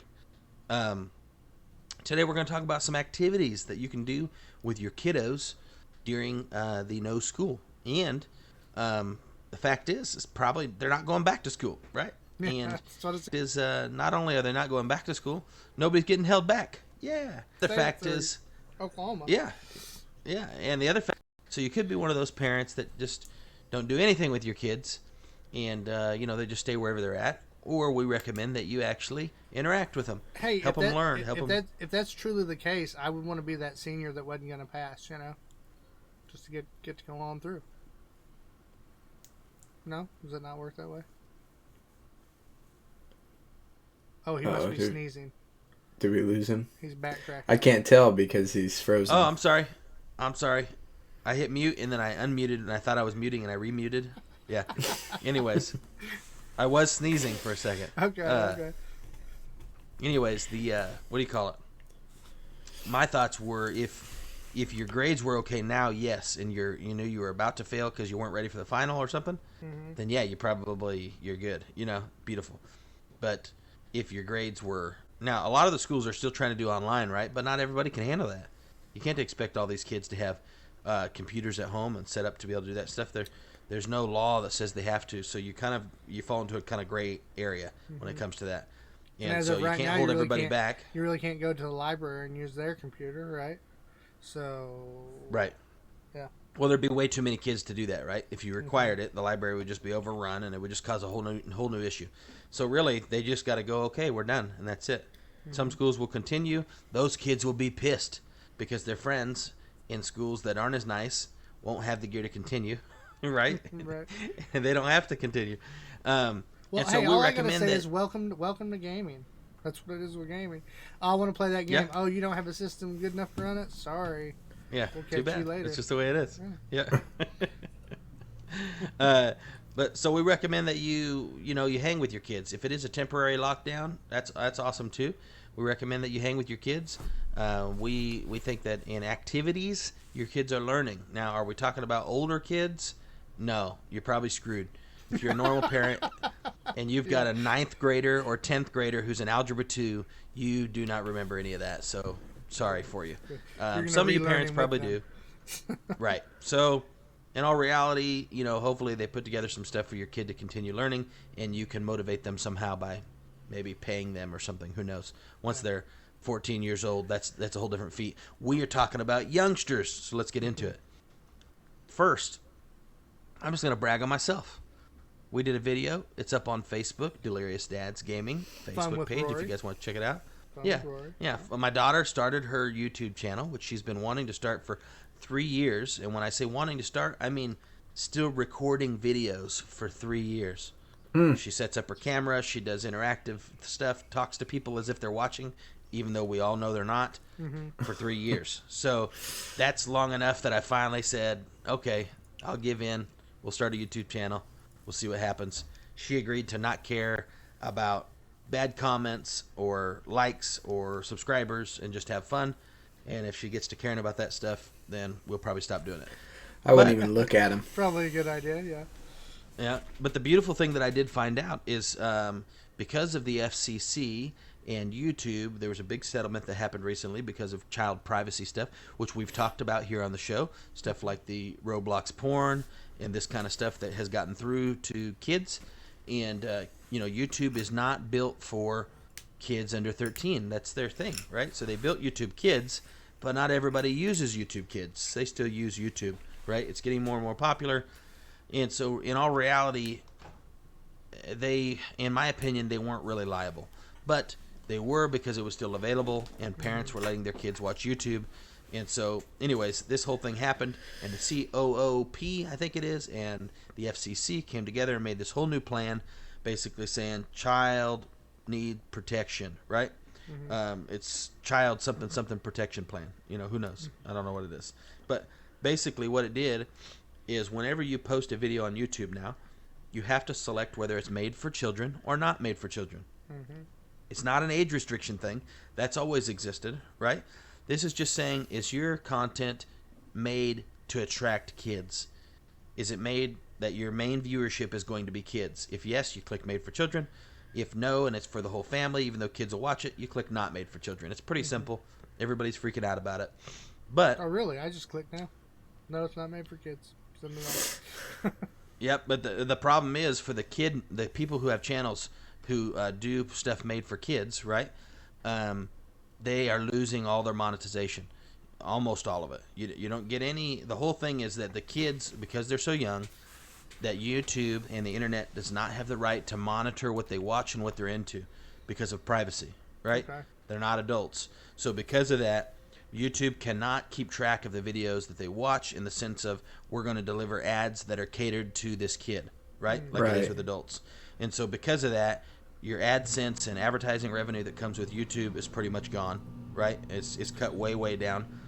And so they can do ads that pertain to whatever's in your video, but they can't do ads for the particular watcher. They can't track the watcher, if that makes sense. Not only that, there's now no comments if it's made for kids. There's no like or dislike if it's made for kids, and there's basically no interaction. You can subscribe, but you cannot conversate or connect with that kid channel, which to me as a parent is great, right? I say that's awesome, because that's what I was nervous about, was my kids seeing comments that were negative, that were bullying, that were these kind of things, or things that were predators, that were acting like kids. And my daughter starts wanting to talk to this other kid, and it's not a kid, right? Well, now all that's gone. So I understand why they made the plan. It's bad for YouTubers that were making money, and there's people that have their whole career based on kids' channels. So right? like that Right. little boy that does the toy stuff, right? He's real big now. He's Yes. got toy stuff in Walmart. Does that affect? I guess it affects him too, right? Hugely, but yeah, but luckily he's built his brand in a way that he has. You can still do your affiliates, right? You can still do any kind of brand deals, and you can still do any kind of product placement, or what do you call that? Your own merch, right? Okay. And he's got all that stuff going, so he's not going to be hit as hard as some other YouTubers. They're just making slime or whatever, right? There's no brand deals. So, They're not doing any of that, so they're losing all the monetization from the ads, or a good portion. What if he just chose to just list it as a non-just kid video then? If you put it as a non-kid video, YouTube will decide whether you're doing that on accident or not, and they will adjust it. If it's obviously a kid video, they will change it for you if you're wrong. Oh, okay. And if you do it enough, they will remove you, because you're obviously purposely Trying to make doing money. It. Yeah, and you're actually putting them at liability, if that makes sense. And so with that this, puts them where they can be sued. It also makes it easier for them to catch the predators that are sending out the weird videos of the adults doing weird stuff, dressed up as a character, right, to mess with the kid's brain. Right. Now remember this, YouTube kind of already did this before their deal with the FCC, right? They already handled this, in a sense, with YouTube Kids. YouTube Kids, there's already no comments. There's no likes, there's no dislikes, there's only subscribing. It's exactly that. That's what YouTube Kids has already been. The problem is, there's still tons of kids who don't use YouTube Kids, right? They just use regular YouTube. Their parents have never downloaded YouTube Kids, and they don't regulate. Of course, YouTube or they Kids. may not have an iPad or an iPhone or an Android to download apps too, right? So. And now on YouTube Kids, you don't even what do you call it? You don't select to be on YouTube Kids, right? If you're going to put a video out, YouTube decides that it's good enough for YouTube Kids. So you can't just put anything on YouTube Kids. So it's already been done that way. If that makes sense. They're checking it at all points that they can. At least. Right. So really, what they're doing, they're just extending the algorithm and the process that they had on YouTube Kids to all of it now. Smart. Kind of. That's kind of how that's going. Yeah, it's good for the kids. I mean, because if your kid's 13, well, at that point, they're probably okay, right? Yeah, Like and if you've been monetizing, and if you've been monetizing with ads, then you're just gonna have to switch over to sponsors and things like that. Even if you didn't want to, hopefully the viewership understands that you've lost your income due to the way they've switched it up. I don't know. It'll be interesting. This just happened like a month and a half ago, 2 months ago. Yeah. Anyways, I didn't mean to get into all that. That's okay. I was just gonna make the point too. They've had issues with regular YouTube. There's just the basic YouTube itself. With it just getting harder and harder, it's more saturated. You find that YouTube starts pushing talk shows and stuff more than they are the people that made YouTube what it is. So, what this will do is this will stop some of that stuff that seems kind of kiddie to pop up in because they're not going to be tracking and giving the suggested videos the same way they used to for the kids watching on YouTube, right? So they're not going to get these weird random videos that look like they're made for kids that aren't. That won't happen anymore because of the way it's set up now. So that's kind of the part of that process. So I'm cool with it. It's going to change things in the way you connect and the way you grow your channel, and all that's completely different, right? Because you can't go talking and chatting and commenting on other YouTube channels and interacting. That's gone if you're a kid channel. I think with any software, boy, tonight's just all philosophical and ideas just flying around, but that's okay. You kind of have to start looking at things online as a physical space, if you will. So YouTube is not YouTube, the website. It's YouTube, the playground, right? And so you would be very pissed if you went into YouTube and they had kids stuff and you send your kid over there, and next thing you know, here's a porn Mario coming by. You'd be like, what the freak? Even if it was another visitor, right? That visitor would need to be banned. So this is just their way of navigating through that new. I mean, there's that responsibility there. So it's all new. Right. Okay, so what does that pertain to? I know I was supposed to be running down this list of things to do with your kids. The first thing was a video that we made with Rory, my daughter, and she started her channel, Fun with Rory, that Clinton mentioned, and that's why we got into this. Well, we did a video where she did a drawing, and we turned that drawing into food. Super fun activity for me and Mom, super fun activity for the kid, something you could do more than once because it's going to be different every time, right? Maybe once a week or something would be kind of a fun project to do, and your kid makes this drawing and you invent it out of the food you have and you recreate it. The first one we did was all sweets and candies, obviously, because we wanted to make it a lot of fun, but at the same time we'll switch it up and we'll make one that's healthy, and we'll probably do some other ones like that, you know what I mean? So that's a good idea for you guys. Another one that is good is slime. Slime is still huge. It's super easy to make. I don't know if you parents have made it, but it's a couple simple things that you need. You need glue, no matter what kind of slime you're making, unless you're making oobleck, but we're not going to get into that. So if you're making regular slime, you need that's by Ubisoft, glue? Right? Oobleck. oobleck. Oobleck. Regular slime, you need glue. Clear, white, doesn't make any difference. Glitter glue, whatever, doesn't matter. And then you're going to need borax, unless you're against borax, which some parents don't want the borax because it's a kind of a strong chemical. Then you can go with like what's called, I think it's called Stay Flow. It's basically a detergent. It's like a soap, and it'll activate the bonds within the slime, and so it'll turn the glue to slime also. And you can also use contact solution, which really contact solution only works because it has borax in it. So, oh wow, there you go. Did not know that. So, yep. So you shoot borax. So we put it in our eyes. eyes. Yes. Yeah. But you guys can use that. You mix it with different batches, and you can look that up. All kinds of videos online. Your kid already knows about slime. Trust me. Oh, yeah. Just mention it to them. They're going to be excited. They're going to want to make it. Me and Rory made some edible slime the other day at a Starburst, and it was freaking amazing and fun. Okay, so there's all kinds of things that you can do. We obviously didn't add borax to that one. Okay, on edible slime, I'm hoping that's just in one sitting, right? That's not like it survived 5 days and now we're gonna try it. Because I remember as a kid playing with slime, and like after about a week, it had like dog hair in it, or it'd have like like you just find random kernels inside it. Like where'd this come from? Like a cracker. When we make edible slime, it doesn't make it through the night. You play with it until you've eaten it. Yeah. I think of that. Like I think of the nasty slime that I had as a kid. And I was like, even just the thought of something you're eating that you're just handling for hours in your hands. Your hands are so gross. It's just nasty. It's nasty. It's getting played with on the table, like where we're working, and eaten at that time, and then thrown away when it's done. Yeah. I just in my mind, I'm thinking of Nickelodeon slime.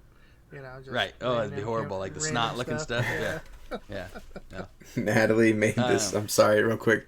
Natalie made this bowl of rice when I got home, and she put cheese dip all over it, and she cut up this carne asada that I made the other day, and put it on top, and salsa, and it looked so good. And she took like 3 or 4 bites of it, and then was walking into the front room with it and spilled it on the floor.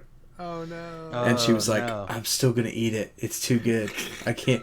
I said, "Babe, there's gonna be so much hair in that you can't."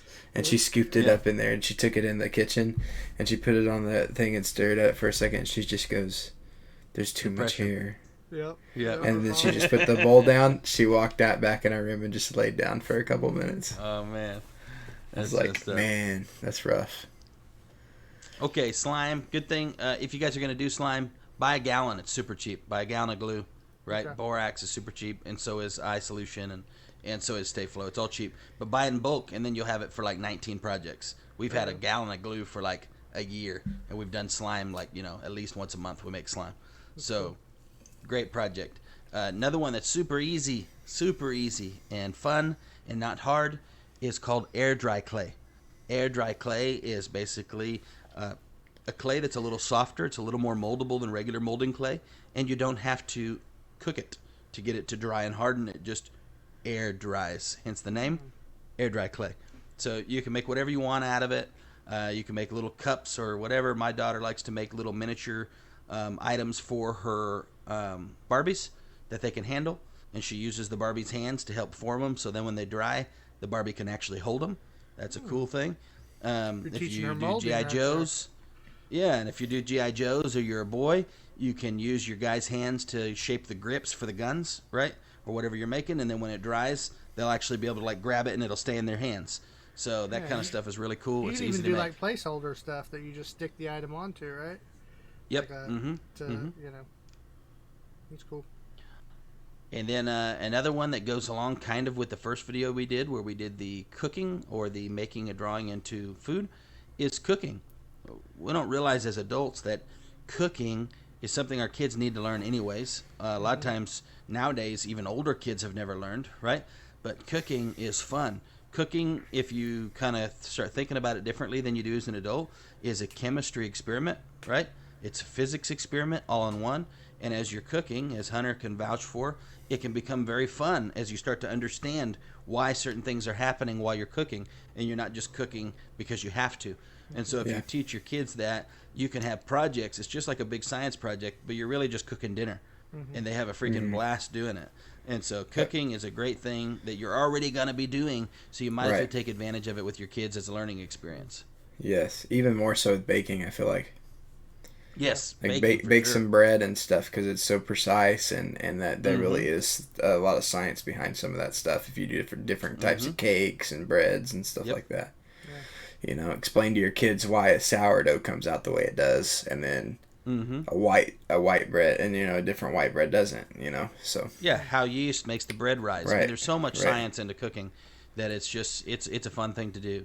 Another thing that's fun that kids love, no matter what the age, I think, probably even like high schoolers, to be honest, or like, young high schoolers, is magnets. If you have some strong magnets, there's all kinds of science projects you can do with magnets. There's something about magnets and that force field that they create when you try to push them together, but they're strong magnets and you can't push them together. And they fight against that. And explaining that science, even once you understand that science, there's all kinds of cool things you can do, like little cars that are propelled by magnets, right? You put a little clip on the back of the car, you have the negative polarity, and when you release the clip, the other magnet pushes that car away, right? There's all kinds of little things like that that you can do with magnets that are just super fun. You can make hovercrafts, you can make things that dance around because they're getting pushed around from each negative magnet, and they can't ever settle down once you get them going. There's just a ton of projects you can make with magnets that kids love. And it's almost like magic. That's what's cool about magnets. For the younger kids, magnets are almost like magic. Play with it under the table. Put you some magnets on the feet of your dolls, and put your doll on top of the table, and then put your magnet under the table, and your doll can now run around without holding it, right? There's little things that you can do that'll just blow your kids' minds that don't really take much effort at all. Maybe some hot glue and a couple neodymiums, and you're good to go. Another one is, this is kind of a big one, and you probably just have stuff laying around for it, is an obstacle course. No matter how big your yard is, you've got some boards, you've got an old tire, you've got a block, you've got things laying around that you can make a little obstacle course for your kid. And probably as long as your kid's under 9, an obstacle course is super fun. It gets them out of the house, it gets them some outside activity now that the weather's getting beautiful, and they can go play and do the obstacle course. And what else goes along with an obstacle course? Nothing more than a fort, of course. So if you've got the extra materials, or even if you've just got a clothesline and some big sheets and you want to make like a tent outside, right? Then you can make an obstacle course. You can make a fort. Super easy, super fun. Boxes, kids love it. Moving boxes. Exactly. Just simplify your mind. Wind down a little bit. Start thinking like a kid, and you can do this kind of stuff. And it's not complicated. You don't have to go to the store and spend some money. You've got stuff at your house that you can use for most of this. We used to act like we were fishing on the couch, and we get like old Nintendo controllers, like the cords. Of course, this was back when they were nice and sturdy and lasted. But me and my cousin would act like we were fishing on like a boat, and we'd like throw out lines, cast out the cord. Stuff like that. So. To go with your fort or your little homemade tent, yard camping. Sure, you might not be going to the campgrounds where everybody's at and stuff like that in this beautiful weather. Maybe you're nervous about that in your area, but you can sure as heck set up your tent in your yard. You got a trampoline, go to sleep on it. That's so much fun. It's just a blast for the kids. And this weather, at least where we're at right now, is beautiful for it. So get out there, do some yard camping, bring your sleeping bag, and get after it. And guys, there's nothing like laying on a trampoline too, like at nighttime, looking at the stars. No, it's beautiful. And the weather's nice. Yeah. Like just kicking back. That's as good as any what do you call those? Hammock. I mean, that's and you can use that as any of that as learning opportunities. When you're laying there, you can talk about the stars and the constellations and the planets. You can sit there and watch the bats swing by and eat the mosquitoes. You talk about the bats, and you know what I mean. There's always something that you can talk about. The trees that you're seeing. There's learning happening all the time. The virus. He's why we're here. Yep. He's literally why we're here. We had to sell the house. We live on a trampoline. Then to circle back to the beginning, which was the video we made with Rory, make videos of this stuff, guys. Make videos of the stuff, the activities you're doing with your kids, little projects you're doing with your kids, and share it on Facebook. Share it on the Delirious Dads Gaming group. We'd like to see it. Not just for us, but for the other people that are out there. It kind of encourages everybody in this virus and this lockdown. They feel like nothing's going on and everything's sad. If you get to see families having a blast and connecting in ways that you don't get to see, that's encouraging. And you go, look, there's positive stuff that's coming out of this. We get to make dinner together. You know, there's a lot of people that are off work. Not just kids home from school, but there's people home from work. Mm-hmm. If that's you, take advantage of it. Don't just sit there and sulk about it and hate life. Enjoy what you got. Enjoy what you can. Yeah, look at this and look at this, get after it. Look at this situation as a reset, right? You get a chance to stay home.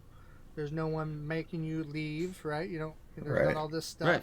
So yeah, when you have kids, just be present, enjoy it. You know, reset. So true. So true. There's these kids across the street that play on their trampoline in the backyard, and there's a guy who runs around the neighborhood every day. And when I walk outside and see those, stuff like that, it just makes me, I don't know, it calms me, because it's like, these people are, as kids, it's easy to slow down and appreciate things. When you're a little kid, the trampoline is so big to you. Yeah. Well, as adults, we get going so fast.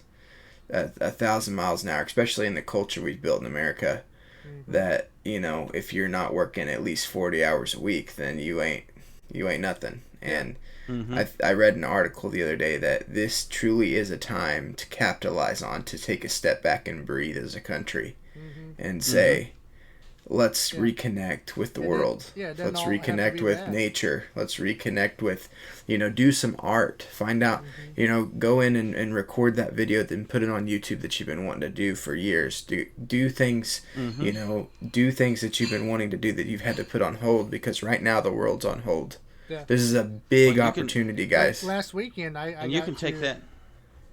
Go ahead. I was just going to say, last weekend, I got the opportunity for the first time, something I never thought about.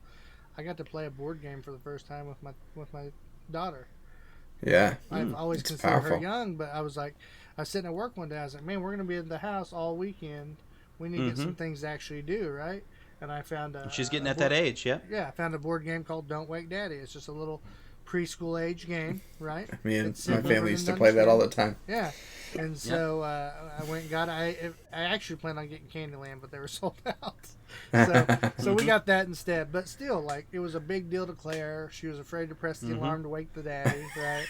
We had to help her through it. But it's one of those things of I hadn't even thought of that. And if it wasn't for this whole situation, I wouldn't have thought to get her into any little kid board games that we could play with her on, that she could understand.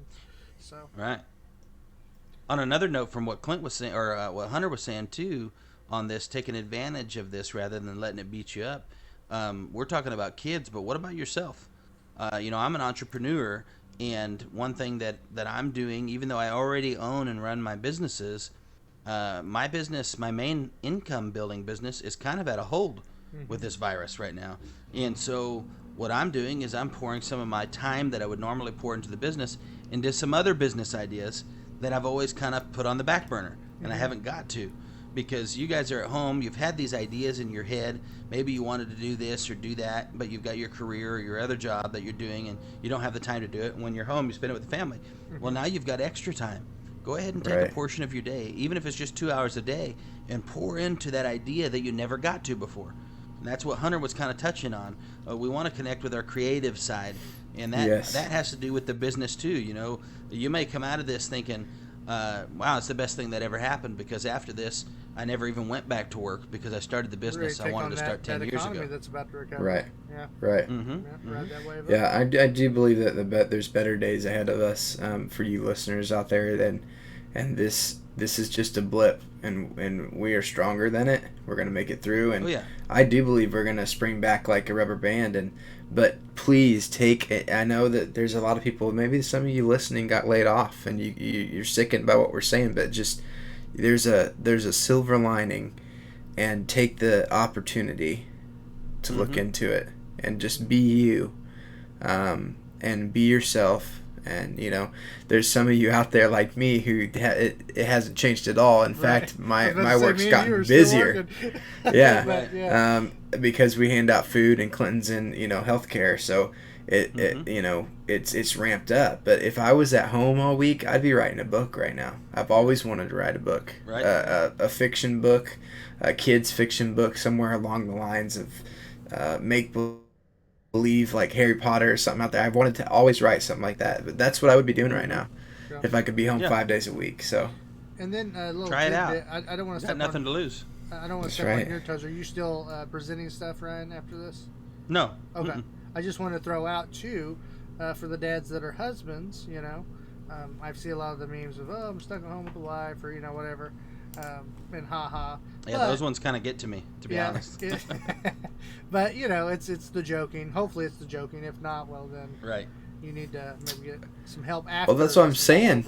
We've gotten so worker orientated that some of that's not joking, I'm sure. Yeah. Right. Yeah. And so my thing is with my wife is she's a go-getter. She's a career person. She wants to get out and work. She's not really a stay-at-home mom, right? So when all this happened and the kids, we end up pulling the kids out of daycare because it's like, well, at this point we don't want the baby getting anything, that kind of stuff. So she's had a hard time with the whole staying at home, cooking, cleaning, taking care of these kids. Can't really take them anywhere. And so she's like, I feel like I need to do more. So we've had to have these conversations. And so I just want to encourage the dads out there to, especially if you're a working dad, you're out working, and your wife's maybe laid off or whatever the case may be, just remember to talk to your spouse and calm them down. Remind them of what good you may have, So I know same thing here. Keep her from going crazy, Right. Yeah, we've got a newborn around here, and there's that's this a full-time job.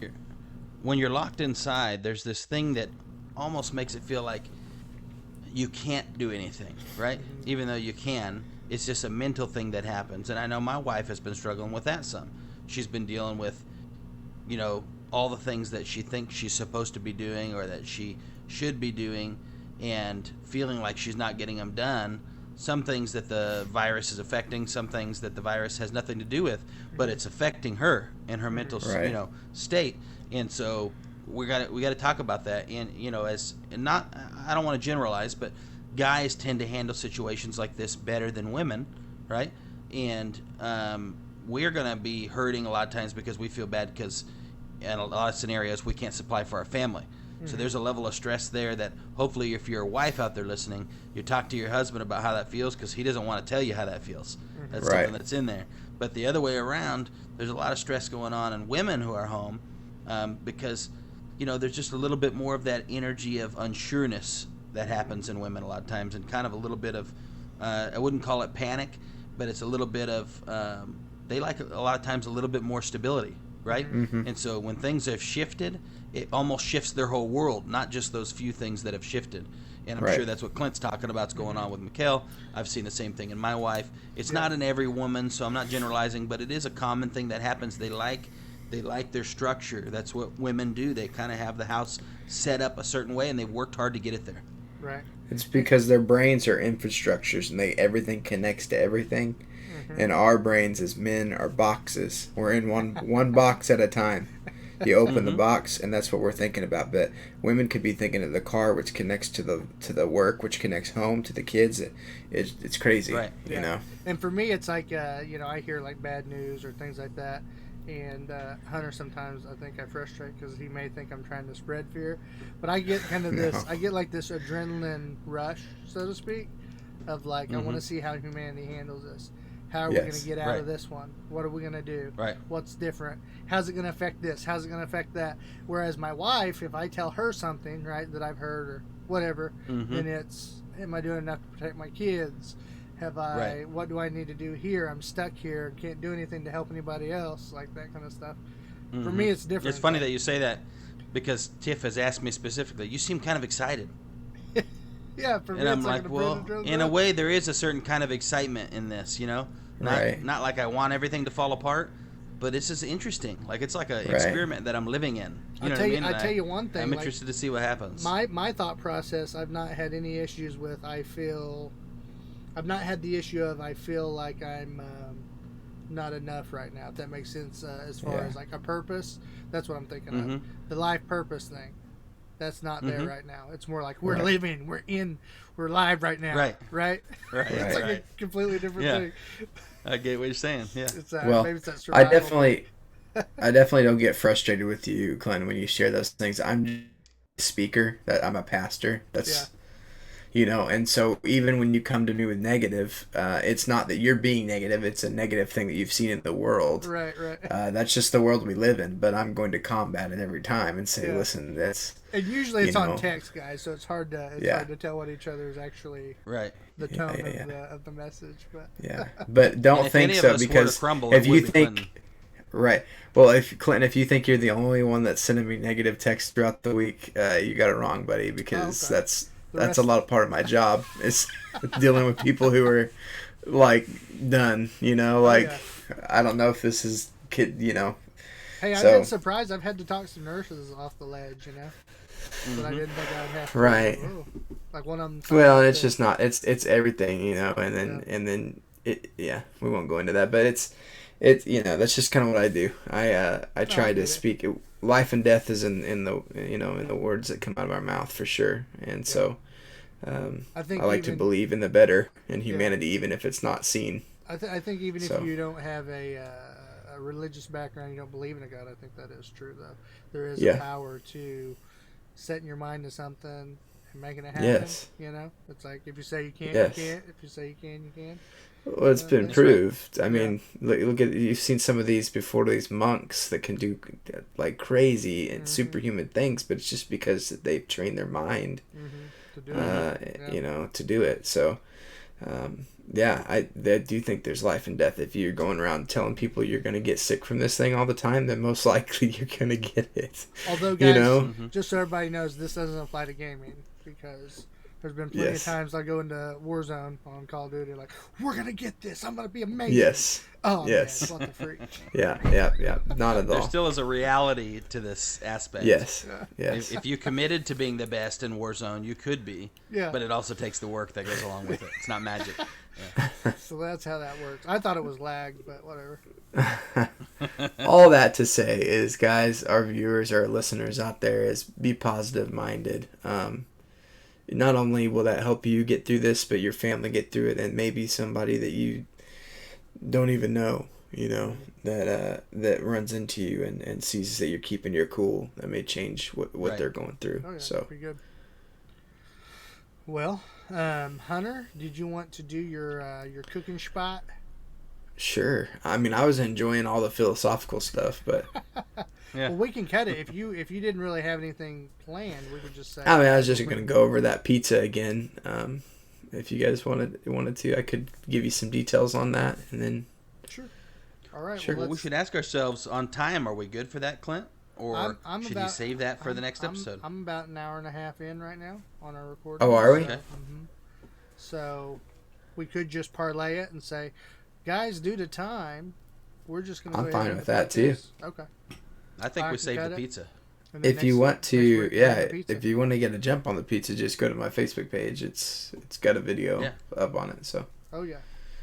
And we're in talks. As soon as this thing gets lifted, we're going to start trying to figure out a way to get Hunter's cooking stuff. Actually, try to get some film. Right. I'm going to do a lot more. I mean, right now we're kind of set. Me and Natalie have a lot of food that lasts a long time, like dry stuff, and just because we don't want to leave the house, you know, that much, and so. So and Hunter's once we be get out of this, too, so we'll move and get settled. But Yeah, and once we get out of this, I'd love to start doing some fancier stuff, do some sushi videos and different things like that. So. Yeah, basically from This now next- on, I was gonna say this next once we part- get out of this. Oh, hold on. Here, Go up, ahead. er, I was going to say, once you're done saying that, I'm going to cut it because there's going to be a part where I actually delete this Okay. section, right? Yeah. Yeah, no problem. Yeah. Go ahead. So what you're going to say. I was just going to say that in the future, Hunter's videos or Hunter's segments, when he does a segment, we're going to try to, that same week, come out with a video that is that segment, if that makes sense. Yeah. It probably won't happen until the coronavirus stuff dies down because, like you said, groceries are limited and things like that. But after that, Right. I think that would be a great thing to add to the channel. So you guys, and with a detailed of ingredients, right? And so you kind of got to get a little gist of how to make it on the show, and then you visit our website and you'll be able to see the video and exactly how to make what it is he talked about. I'd love to try to get it to a way where we could like pre-record it and then we just show it on the podcast, like just upload the video, right? Right. Oh yeah, that's true. I could probably do that if we planned accordingly. I could do the video earlier in the week, post it to Facebook, then you could use that video while I talked about it on the podcast. Yeah, and we could actually just put our input in between what you're doing, maybe, Mm-hmm. and then you have the podcast audio. But yeah, we Yeah. can figure all that out later. We'll Alright, have time, I cool. think, at least 2 more weeks probably. Well, hopefully you guys enjoyed our drifting onto ideas. We have supplied PlayStation with all kinds of ideas. Hey, you didn't We have pause, by the way. supplied. Oh, okay. It's all right. You're a better editor than that. You can handle it. Oh, okay. Wait, pause. Okay, go. Well, hopefully you guys have enjoyed. You're so. Hopefully you guys have enjoyed our rants and our drifting, because I think it's been controlled drifting. It's been good. We've explored some ideas for PlayStation, and we've explored some ideas for their ability to sell some more PlayStations. We talked about philosophical thoughts on how this virus is affecting people at home and how we can handle that, and how we can handle the mental pressure of being maybe stay-at-home dads, which we're not used to right now. Yeah. So hopefully you guys have liked that. I've enjoyed the conversation. It's been good.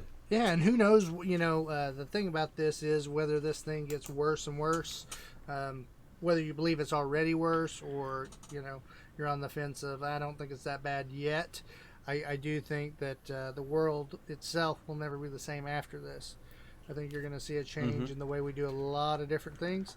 And I think it shines light on the good thing, the good side of all our technology. Think about what we're doing now. Think about all your streaming services. You're able to see these celebrities stream out.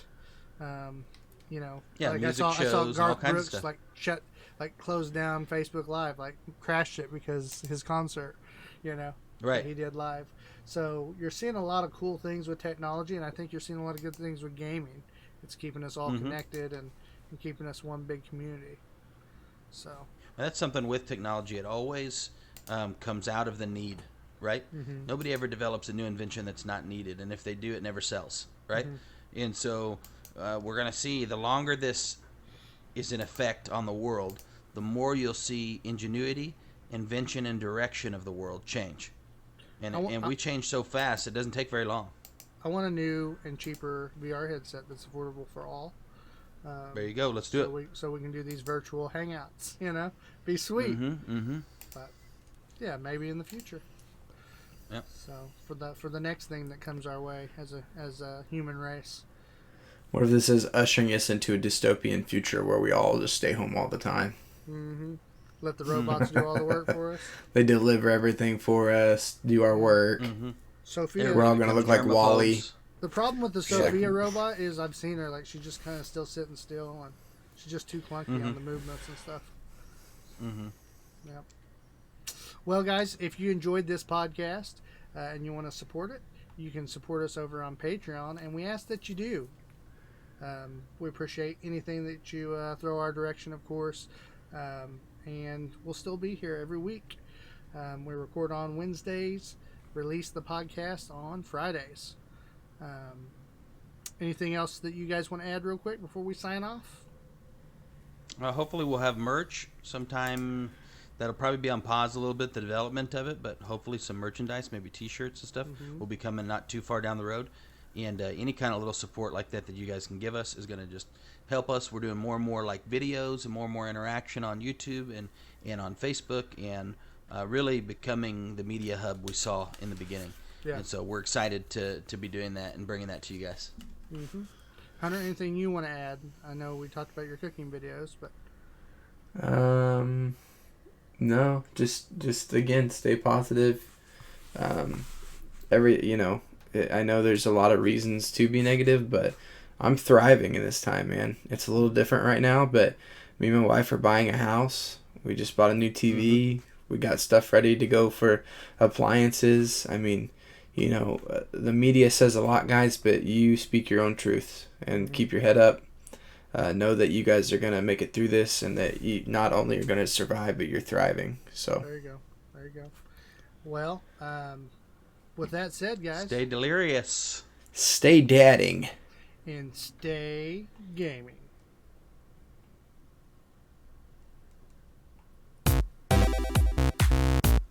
This has been a Delirious Dads production. For more information about the show, visit our website at www.deliriousdadsgaming.com. You can also find us on facebook.com/deliriousdadsgaming, twitch.tv, and YouTube. Make sure you like and share our pages to help us grow the channel. You can listen to the podcast on iTunes, Google Play, Stitcher, and Spotify. Please leave a rating and review if you enjoy the show. Thank you again for listening, and we hope to see you next time.